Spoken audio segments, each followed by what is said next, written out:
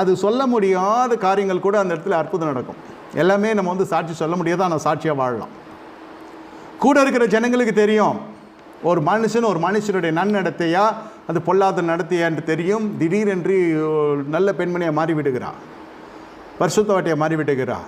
எங்கே ஆரம்பிக்கிறது? இந்த ஒரு மனுஷன் வந்து போய் கொண்டிருக்கிறான் அவன் வீட்டுக்கு. இப்போது புதுசாக இன்னொரு மனுஷன் வந்து கொண்டிருக்கிறான். ஐயோ! ஆனால் திடீரென்ற வாழ்க்கை மாறுகிறது.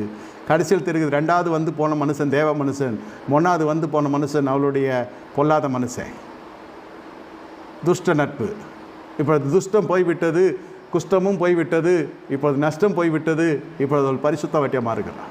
சாட்சி அவளை சொல்லுவாங்க, இல்லைன்னு சொல்ல. நல்லா இருக்குமா? வாழ்க்கையே சாட்சியாக மாறுகிறது.